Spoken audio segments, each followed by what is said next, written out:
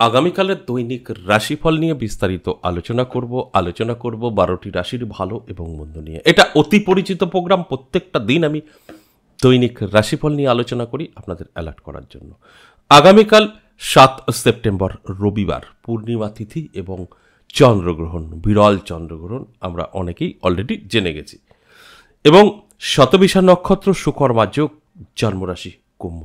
আসুন 12টি রাশিকে নিয়ে বিস্তারিত আলোচনা করি। কোন কোন রাশির জন্য অনেকটাই ভালো সময় থাকবে, কোন কোন রাশির সতর্ক থাকতে হবে।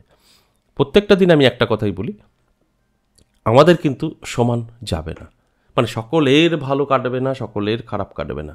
খারাপ এবং ভালো উভয়ই ভোগ করতে হয়। সেখানে দাঁড়িয়ে আমি জানানোর চেষ্টা করি যে আপনার সময় ভীষণ ভালো। চোখ কান খোলা রাখুন, আপনার মনের ইচ্ছা পূরণ হবে। আর আপনার সময় ভীষণ খারাপ, আপনি এটাকে কন্ট্রোল করুন, অর্থাৎ আপনার জীবন থেকে খারাপ সময়টা সরিয়ে ফেলতে পারবেন, আপনি ভালোই থাকতে পারবেন।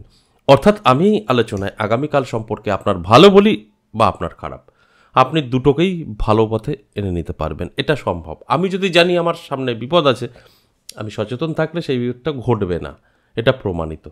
আর আমি আগে থেকে জানানোর চেষ্টা করি এটাই, যে আপনার জানা যদি থাকে যে আগামীকাল আপনার জন্য সময়টা ভালো নয়, আপনি কোনো প্রতারিত হতে পারেন, আপনার চোট আঘাত লাগতে পারে, আপনি সেইভাবে চললে সেটা আটকানো সম্ভব। চেষ্টা করে দেখুন। যে কারণে আমি একটা কথাই বলি যে আমার আলোচনা থেকে অ্যালার্ট করার চেষ্টা করা হয়, আপনাকে জানানো হয়। কারণ সাধারণত আমাদের সকলের জানা সম্ভব না গ্রহ নক্ষত্রের কী অবস্থান আছে, তাই পার্টিকুলার একটা সিস্টেমেটিতে জানা যায়, সেটা প্রকাশ করা হয় যে আপনারা এইভাবে সতর্ক থাকুন, এইভাবে আপনারা আজ জীবনে এগিয়ে যান, সাকসেস পাবেন। অবশ্যই আলোচনা থাকবে, আলোচনা করব। তার আগে আমার সাথে কীভাবে যোগাযোগ করবেন সেই বিষয়টা একটু বলে নিই। নমস্কার, জয় মা কামাখ্যা, জয় মা তারা। যারা ভীষণভাবে সমস্যায় আছেন, দূরে বা কাছে, কেন বললাম, দেখুন অনলাইন বন্ধ ছিল বহুদিন ধরে, এরও কারণ আছে। আমি এই প্রোগ্রামটা করছি অ্যাস্ট্রোলজি, আমি চেম্বার করি অ্যাস্ট্রোলজি, কিন্তু অ্যাস্ট্রোলজিতে আপনার সম্পূর্ণ রিলিফ দেওয়ার মতন ক্ষমতা নেই। অ্যাস্ট্রোলজি আপনাকে সমস্ত কিছু বলতে পারবে, আপনার ভালো মন্দ এবং গ্রহ প্রতিকার প্রতিবিধান আপনাকে সাজেস্ট করতে পারবে। সেটা কিছু স্টোন দিয়ে হতে পারে, শিকড় দিয়ে হতে পারে, কিছু বীজ মন্ত্র দিয়ে হতে পারে, কিছু ফেনশুই দিয়ে হতে পারে। কিন্তু তার বাইরেও তো আমরা বিপদে আছি, সেই জায়গা থেকে আপনাকে বার করতে পারবে না। আমি অন ক্যামেরায় বলছি, চ্যালেঞ্জ করে। যেরকম আপনার শত্রু আপনাকে বান মেরেছে, পিছানা সহ্য করে দিয়েছে, আপনার বাড়িতে কেউ মেরেও ফেলেছে কাউকে বান মেরে, অ্যাস্ট্রোলজির মধ্যে নেই। আপনার বাড়ি বাস্তু খারাপ করে দিয়েছে, বাড়িতে শান্তি পাচ্ছেন না, কেউ অসুস্থ সর্বদা, পড়াশোনা করছে না, ছেলে মেয়ে অমানুষ হয়ে যাচ্ছে, নেশাগ্রস্ত হয়ে পড়ছে, তন্ত্র ছাড়া রাস্তা নেই। ধরুন আপনার স্ত্রী বা আপনার স্বামী পরকীয়ায় লিপ্ত, ফিরিয়ে আনার অ্যাস্ট্রোলজিতে রাস্তা নেই। এবং আপনি ভীষণভাবে ঋণ ধারে জড়িয়ে গেছেন, কি করবেন বুঝতে পারছেন না, এগুলো কিন্তু তন্ত্র ছাড়া সম্ভব না। তাই তন্ত্র মানুষের সমস্ত কিছুকে সাপোর্ট দিতে পারে। তাই তন্ত্রে না আসতে হয়, না যার কাজ তাকে প্রেজেন্ট থাকতে হয়। তাই তন্ত্র কিন্তু অনলাইন সম্ভব, কিন্তু অ্যাস্ট্রোলজি অনলাইন সম্ভব নয়। হয়তো কুরিয়ার করে আপনাকে কিছু কবচ পাঠানো হতে পারে, স্টোন পাঠানো হতে পারে, কিন্তু সেটা তো আপনার সম্পূর্ণ মুক্তি দিতে পারবে না। তাই আমি বলি অনলাইন বা অফলাইন, যদি আপনি বিপদে আছেন যোগাযোগ করতে পারেন। এখন অনলাইন সম্পূর্ণ চালু আছে, কিন্তু তন্ত্রে প্রতিবিধান আমরা দিয়ে থাকি। তন্ত্র সম্ভব আপনার জীবনকে সঠিক জায়গায় পৌঁছে দেওয়া, তন্ত্র ছাড়া কিছু সম্ভব নয়। তাই যদি মনে হয় আপনি অনেক দূরে আছেন, বহুদিন চেষ্টা করছেন, আমরা অনলাইন বন্ধ রেখেছিলাম, এখন অনলাইন চালু আছে, আপনি যে কোনো জায়গায় বসে আপনার যে কোনো কিছু করাতে পারবেন। বিচ্ছেদ, বশীকরণ, শত্রু দমন, শত্রুকে বান, জাদুটোনা, যা খুশি করতে পারবেন। আপনাকে আসার কোনো প্রয়োজন নেই, প্রেজেন্ট থাকার কিছু প্রয়োজন নেই। কিছু প্রয়োজন আছে, সেগুলো আপনার হোয়াটসঅ্যাপে পাঠালেই হয়। সেগুলো যখন আপনি আপনার সমস্যা নিয়ে আলোচনা করবেন অনলাইন, তখন জানতে পারবেন। আর যারা সরাসরি আসতে চাইছেন, দুটো জায়গায় পাবেন, তারাপীঠ এবং আমার নিজের মন্দির 10 মহাবিদ্যা কালীবাড়ি। সব কিছুতেই তন্ত্র ছাড়া আমি কিন্তু আর কাজ করছি না, সব তন্ত্র দিয়েই সম্ভব, চালান করে। এবার দেখুন, এই যে সরাসরি যেটা আসবেন, তারাপীঠ এবং আমার মন্দির। তারাপীঠ পাবেন ইংরেজি মাসে শুরু এবং শেষ। এই সেপ্টেম্বর মাসে 12 তারিখ 13 তারিখ তারাপীঠ থাকছি। আমার মন্দির যেটা বেইনগর, সোম মঙ্গল বুধ, সপ্তাহে 3 দিন থাকছি। যদি মনে হয় আপনি চেম্বারে আসবেন তারাপীঠ বা বীরনগর, একটা কলিং নাম্বার আছে, কল করবেন, আপনার নামটা লিখে দেবেন। নাম লেখাতে কোনো পয়সা লাগে না, কনফার্ম হয়ে তবেই লেখাবেন। ধরুন আপনি নাম লেখালেন, আসলেন না, আপনার জায়গায় আরেকজন আসতে পারতো, তাই ওই ভুলটা করবেন না। যদি মনে হয় আমি যাব, নামটা লিখে দেন, কোনো পয়সার ব্যাপার নেই।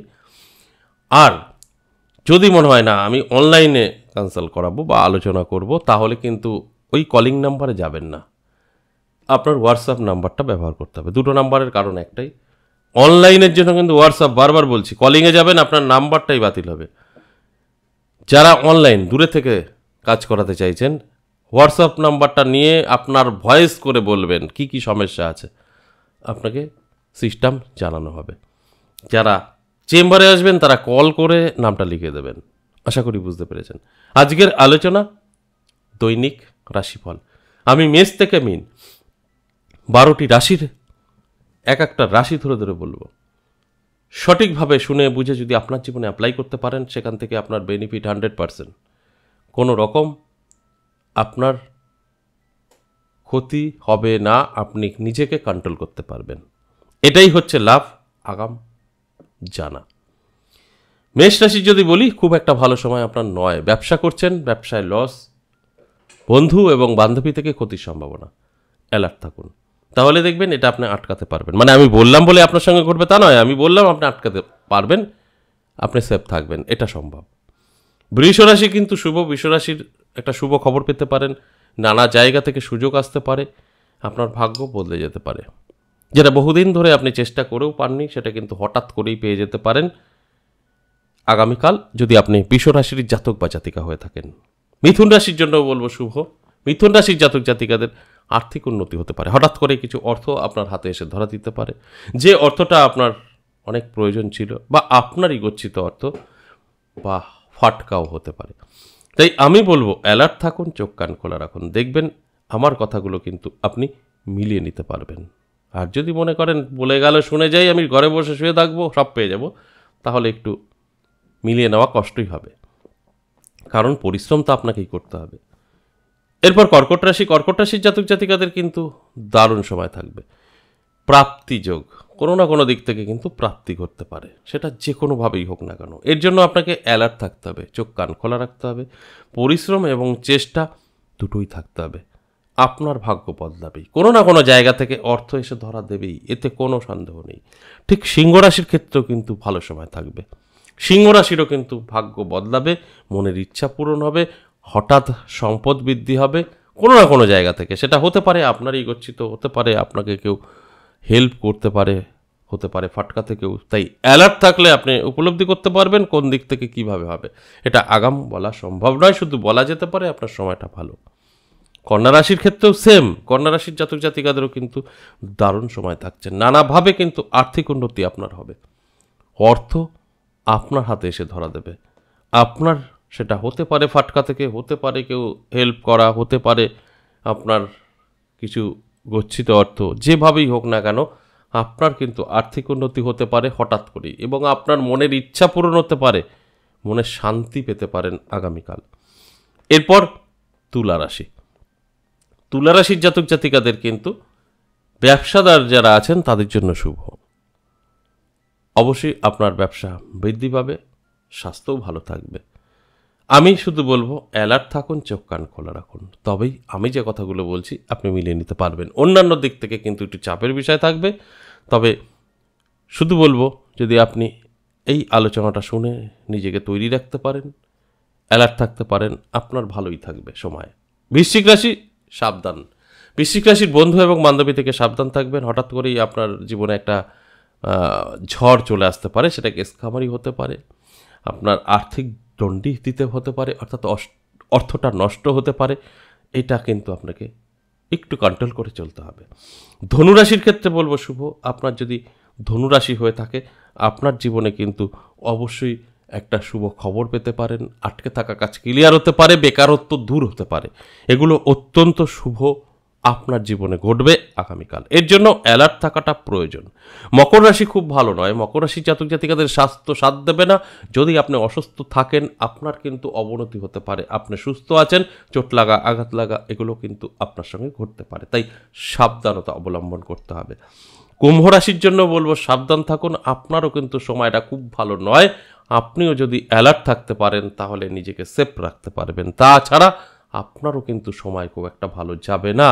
শরীরের যত্ন নিন এবং সম্পর্ক একটু সচেতন হন। আপনার বিবাহিত জীবন বা লাভ রিলেশন খারাপ জায়গায় পৌঁছে যেতে পারে। সর্বশেষ মীন রাশি। মীন রাশির জাতক জাতিকাদের সময়টা অতি শুভ। আপনার মনের ইচ্ছা পূরণ হতে পারে, যা চাইবেন সেটা পেতে পারেন। মীন রাশির জাতক জাতিকাদের জন্য যথেষ্ট পজিটিভ থাকছে। এই যে মেষ থেকে মীন আলোচনা করলাম এটা সম্পূর্ণ অ্যাভারেজ এবং সার্বজনীন। এখানে দাঁড়িয়ে কিন্তু কারোর ব্যক্তিগত জন্মছক বা হস্তরেখা বিচার বিশ্লেষণ করা হয়নি, তাই আপনার সাথে মিলবেই কথাটা বলা সম্ভব না। আমি পার্সেন্টেজ বলি, 50% জাতক জাতিকারা এর থেকে লাভ পাবে, আর 50% কিছু খুঁজে পাবে না। এর জন্য আপনার অ্যাস্ট্রোলজারের কাছে গিয়ে আপনার জন্মছক বা হস্তরেখাটা বিচার বিশ্লেষণ করিয়ে নিতে হবে, তাহলে আপনি সঠিকটা জানতে পারবেন। আজ এ পর্যন্তই, আবারও আসবো নেক্সট ভিডিও নিয়ে। ততক্ষণ ভালো থাকুন, নমস্কার।